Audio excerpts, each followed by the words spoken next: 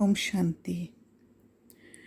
जो मन की एकाग्रता द्वारा सर्व सिद्धियां प्राप्त कर लेते हैं वही सिद्धि स्वरूप बनते हैं।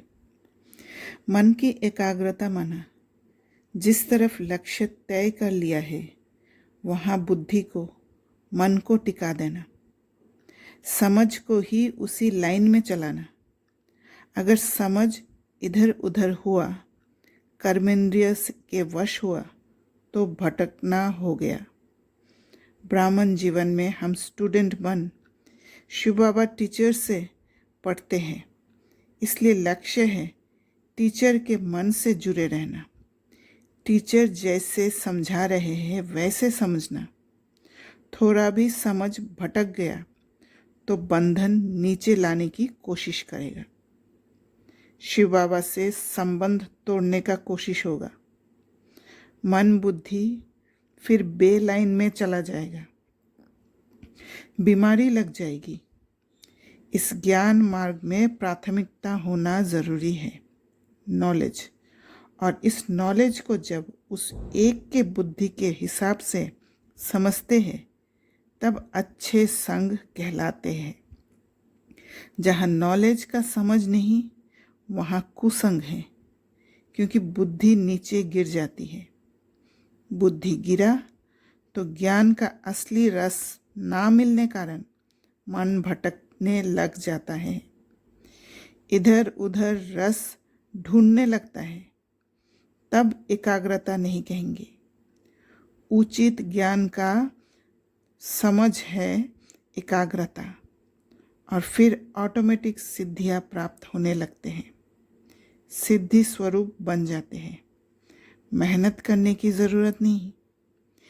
इसी कारण संग दोष से अपनी संभाल करनी है। जो रास्ता बन जाता है शिव बाबा के बुद्धि से दूर होने का।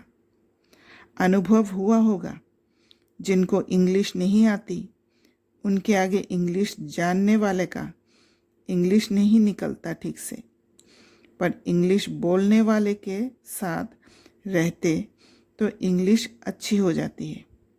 संग दोष माना उसका संग करना जिसको ज्ञान का पूरा समझ नहीं, जिससे बुद्धि का गिरावट होने कारण पढ़ाई छूट जाती है, माया हप कर जाती है। इस ज्ञान में माया के चीज़ों को बारीकी से समझना होता है और माया से निकलने के लिए ब्रॉडर सेंस माना व्यापक अर्थ देखना होता है। इसलिए समर्थ बाप का हाथ पकड़ कर रखना है, जिससे अल्पकाल का सुख नहीं सिद्धि मिल जाती है। सिद्धि हर जगह काम करती है, कहीं भी कमज़ोर नहीं होता। जैसे बाबा ने कहा, एक आत्मा दूसरी आत्मा को कहती है कि मुझे शांत में बिठाओ। अरे क्या तुम्हारा धर्म शांत नहीं? इसलिए ज्ञान का समझ सही होने से आत्मा स्वधर्म में टिके रहेगा।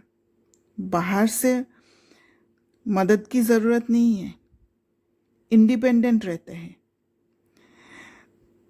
तो आत्मा को चेक करना ज़रूरी है कि कहाँ पर डिपेंडेंसी में फंसे हुए हैं।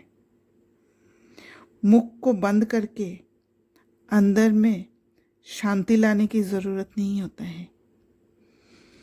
मुख चलाते हुए भी अंदर स्टेबिलिटी रहे, उसको शांति कहेंगे। यहाँ रावण राज्य के कारण 12 मास के बाद दीपमाला मनाते हैं, और यही होता है कि कभी कभी करना। कोई त्योहार मनाने के कारण जब दीपमाला मनाते हैं खुशी लाने के कारण, वो कभी कभी वाला बात हो जाता है। वैसे ही कभी कभी मौन में रह के उसका सुख लेना भी ये स्वधर्म में टिकना नहीं होता है। स्वधर्म में टिकना माना भले मुख से बोले पर अंदर स्टेबिलिटी रहे, स्थिरता रहे। शांति रहे। तो रावण मरा और लक्ष्मी नारायण फिर से राज्य भाग्य मिलना है।